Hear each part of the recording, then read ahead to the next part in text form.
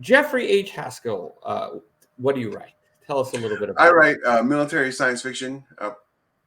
Pretty much all. That's all I write now. I have three series, but two of them are superheroes. But my main big series that makes me all the money, unless we live in a life of luxury in West Jordan, Utah, is Grimm's War, published with Athon Books. You're well aware of the premise here, right? So just to kind of for those who are Aliens unaware. attack the Earth, and the AI who is leading the charge really likes Earth's literature. Introducing the Obelisk World Ender Brawl. We've picked 4 amazing authors and asked them to pit their main characters against one another in a D&D-inspired Royal Rumble like nothing else you've ever seen before. That's right, and he is I guess we haven't anthropomorphized AI quite yet. Is a big fan of your series. As Now, he should be. as he should be. That's right. Now, tell us, who is the character that you would like to play in this death match? Well, the funny thing is there's tons of really great characters in the series.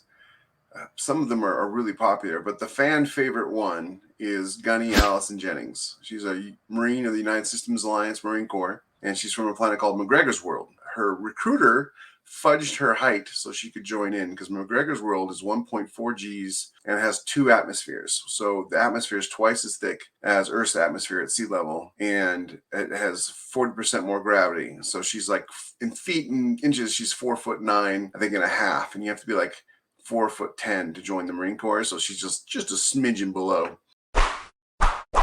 She weighs 95 kilograms, which I think is about 210 pounds. I had to switch everything over to metric, because military uses metric, and it's pretty standard in military sci-fi to go by metric, even though I always say there's 2 kinds of countries. There's those who use the metric system and those who've been to the moon. So she's 220 pounds, roughly, a little bit Yeah. less, but 4 But foot. it's not.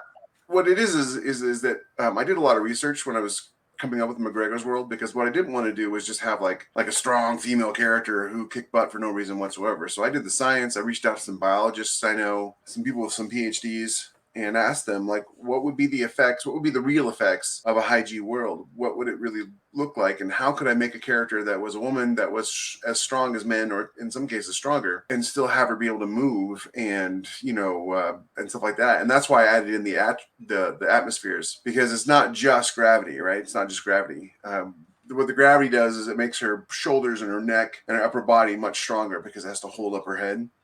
And that's why she's shorter, of course, because the planet was colonized in 2700, and the story takes place in 2937. So they've been there a long time, multi-generationals. They've had time to adapt. But the thick atmosphere also makes their circulatory system stronger, makes their blood more potent, and makes their muscles thicker and stronger. And so she's basically, about 4 times as strong as someone would be if you looked at them of that size. And she's a Marine, so Marines don't know the meaning of the word quit. And of course, and she's an excellent fighter, though she's never had to fight anybody twice, because as the commander of the ship that she's on says often, usually people don't get back up once she puts them down. So she uses a lot of surprise on her side and that kind of thing. She's expert in weapons, knives, hand-to-hand combat. I mean, basically, she's your standard Marine. It's just she's also incredibly tough, strong, and mentally resilient. So tell me, what's her favorite ice cream?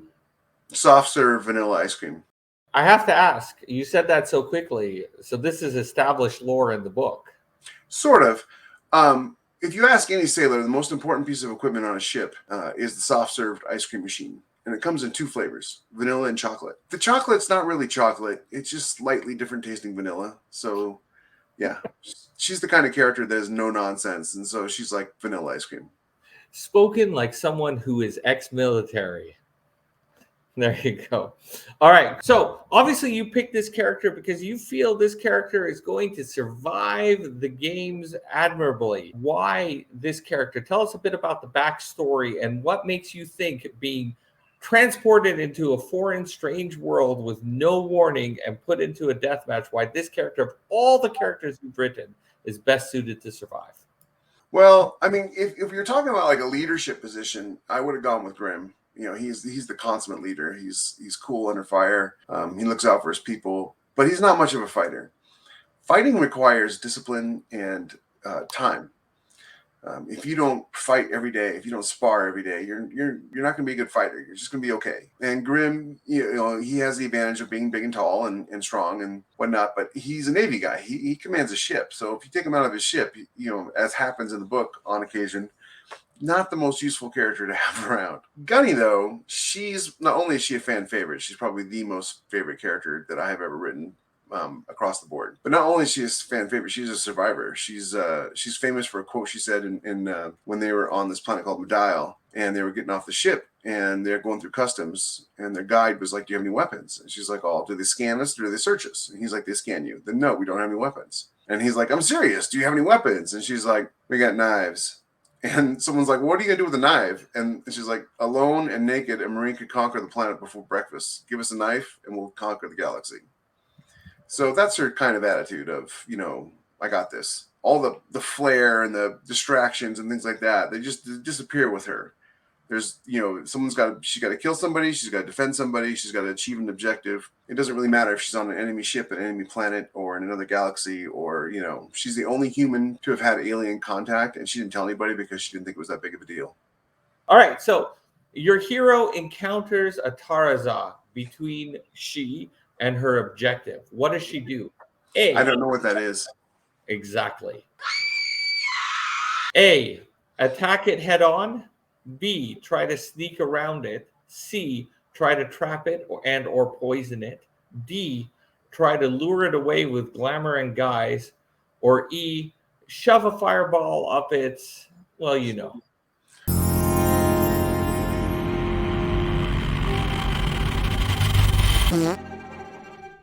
Fireball. Can it bleed? It can bleed. Then she kills it. Just right up the front. Attack it head on. Yeah, no subterfuge, no guile. This leads us to this question as well, which is a slight follow-up question, which is, what if the rest of the team doesn't want a head-on attack? Is she a team player, or is she going to charge head-on?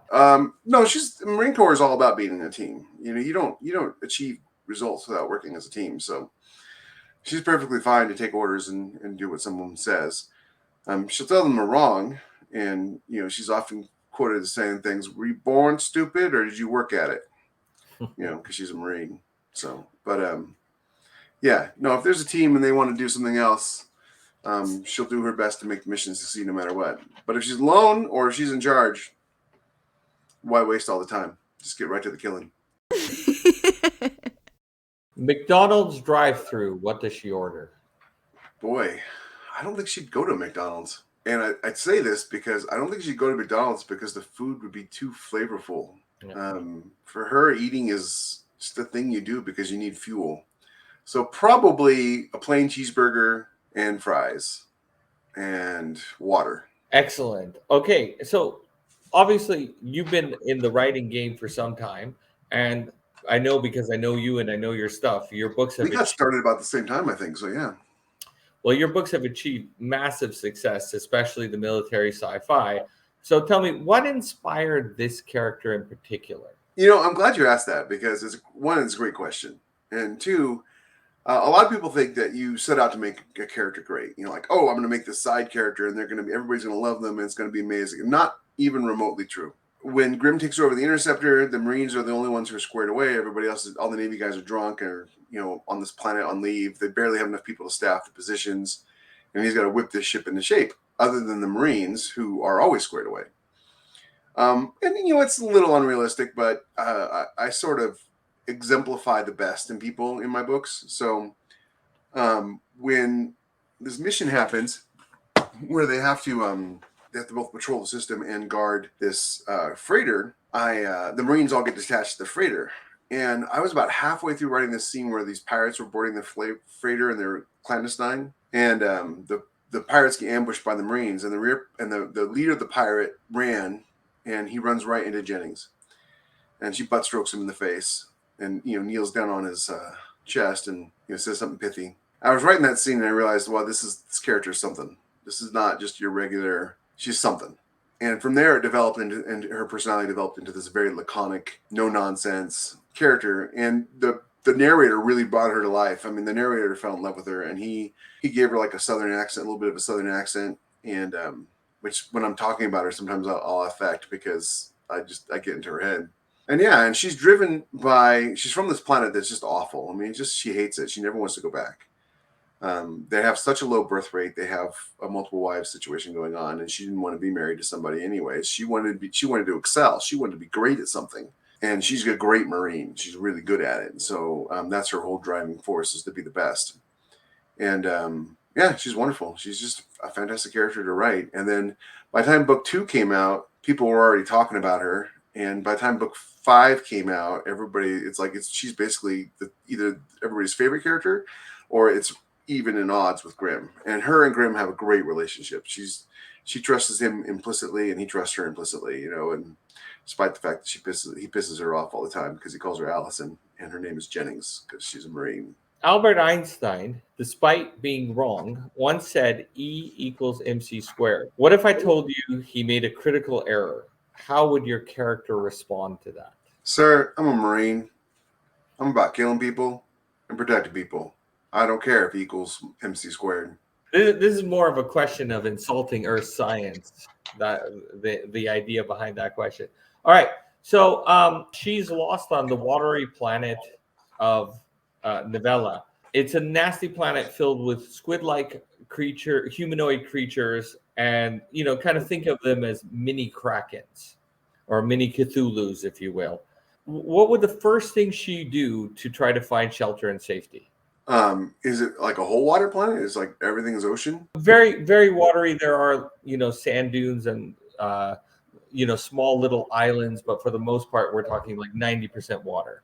Well, military people go through a survival course.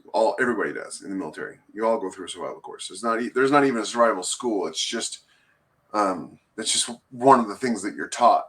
And one of the first things you're taught is to find a source of fresh water, because you can't survive more than a couple days without water. So that's the first thing you do, is find some water, and then probably find a cave, because caves are defensible, and then maybe start eating those squids. Okay, perfect. Can you please rank them in order of importance to her? A, strength above all. B, one must be flexible. C, life is pain, pain is life. D, street smarts matters. E, idiots will not be tolerated. And F, how you doing? So there was this U.S. Marine general named Mad Dog, and he had, I believe it was him who came up with this 9 rules for being a Marine Corps. And rule number 1 is be nice, be polite, and have a plan to kill everybody you meet. So B would be Jennings' most important attribute. All right, and then the second one? Alpha, Charlie, Echo, and then Delta and Foxtrot. All right, so let's talk about weapons of choice. What would her weapon of choice be? A gun, a sword? Oh, I mean, it would be a firearm of some kind. The Marines in my university use something called an MP-17, which stands for multi-purpose, and it is capable of reconfiguring using nanite reservoir, so that it can be like a pistol, it could be a shotgun, it could be a rifle, it could be a sniper rifle, that kind of thing. So definitely a gun, if given the opportunity, and always have a bayonet as a backup, and grenades. You could never go wrong with grenades. Interesting, but the weapons that you have selected are unavailable. You are stuck in a Volian lab. Yes, you don't need to know what a Volian lab is. All you need to know is it's unfamiliar to you. In exploring this laboratory, you find a flamethrower that you're pretty sure is used for creme brulee, a cheese grater, a frying pan, an improvised ice pick with a straw. So it's like basically a hard straw, but that has a sharp end to it. Or something else that you might find in an alien kitchen, which I'm going to let let your imagination go wild. What would her weapon of choice be in this Volian kitchen? Well, the thing about Marines is, and the thing about anybody who is combat proficient, who spends their life dedicated to fighting, and this goes true for boxers and for martial artists and for warriors like Marines and soldiers, is that the deadliest weapon is your mind, right? So The weapon's not so much important as the person wielding it. So most likely she'd try to find something with some sticks, some poles, about yay long, because that would allow her to deflect any kind of melee attack and go on the offensive. Failing that, the cheese grater probably would be the best thing. I was really hoping someone would choose the cheese grater. There you go. All right. I'll let you imagine what she would do with it, but it would be really funny. All right. So tell me, what's coming for this character? This is obviously an ongoing series. Can you give us an insight as to what's coming up? Yeah, well, the last book was called Grim Decision, and it was actually kind of a part 1 to a part 2 that I'm working on right now. And it was with her being left on a planet called Cordoba to act as a resistance against these invading forces. She's happy about it because she gets to fight and kill people, bad guys. And but Grim wasn't happy about it because he doesn't like leaving people behind. That's like his number 1 rule is we don't leave people behind. And then he was forced to do it. And so, yeah. Good complication to depth. So the book I'm writing now is her acting as like the de facto resistance on this planet and fighting to free them. So it's good times. After that, I'm not sure where the story goes after this next book. So I know people want me to write a trilogy about her. I outlined one. I plotted one out. It's just the interesting thing about side characters is they generally are foils for the main character. And when you remove the main character, it's like watching Catwoman. Without Batman, the character doesn't mean anything.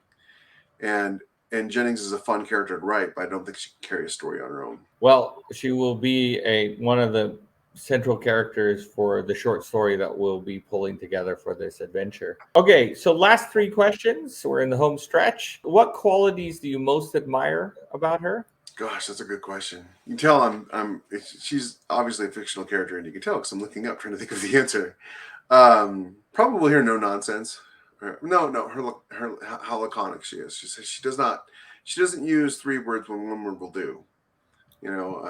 She uses the minimum amount of words possible just to convey her ideas, and that is like the complete opposite of me. So yeah, I totally admire it because I'm a chatterbox. I'll talk forever. But Jennings would just, sometimes she just grunts as the response to her questions. So there's somebody else's questions. And then what are some of the quirks that she has that often gets her in trouble? The irony of this is it's her mouth, because once you get her upset or once you get her going, basically she'll say something, and it won't be much, but she'll say something. And in a couple of instances, she started some fights just by saying the right thing at the right moment, even though it wasn't very much. And so, yeah, so kind of the same thing is like she's got a pretty sharp wit. And she knows how to wield it without saying very many words, which is also the opposite of me. I do not think quickly on my feet when it comes to talking, or at least when it comes to insults. We may want to plan some insults ahead of time for the death match. All right. And then the final question is, is there anything that you think we should know about her and how she will manage a death match on an obelisk-shaped alien ship, personality-wise, skill-wise? Like what are her skills? What's backstory? That kind of stuff. Well, she's not going to waste any time going, where am I? How did we get here? How do we get back? That's just not in her. She's going to appear. She's going to look around, assess the situation. There's a thing called an OODA loop that soldiers do, and it's called observe, orient, decide, act. And that's exactly what she'll do. She'll observe the situation. She'll orient herself to the objective. She'll decide what to do, and she'll act. She won't waste a lot of time lamenting being there or wishing it would be different. So that's one thing about her that I really like too. She pretty much has all the skills that you would think of as a highly trained Marine would have. So she can shoot, she can fight, she can use swords, or she can use knives. She's an excellent grappler and uses like 4 or 5 different martial arts. So she knows Muay Thai, Eskrima, Judo, and some karate. And but she favors the Muay Thai. She's a very explosive person. When she attacks, she tends to attack violently and suddenly. Marines have this thing about maximum violence. The person who wins the battle is the person who gets to the maximum violence fastest. So when she decides to attack, she goes all in. There's no pushing and shoving. She goes right for the jugular. So things that she doesn't do so well is talk. She not a negotiator. She leaves that to people who have glib tongues. She's not a mechanic or an engineer. She doesn't know how to fix her equipment beyond just the average stuff that military people can do, which is, disassemble the rifle and put it back together, that kind of thing. Most of her skills because she is a Marine and because she's a shipboard Marine specifically, most of her skills are dedicated to either fighting or emergency stuff like fighting fires and things like that. So yeah, that's pretty much how she'll operate. And then, much like Babe Ruth would, point to the grandstands and say, I'm going to hit this one out of the park. How do you think she's going to fare in this death match? Gunnery Sergeant Allison Jennings doesn't know how to be last. She doesn't know how to quit. So she'll survive, and she'll probably do pretty good.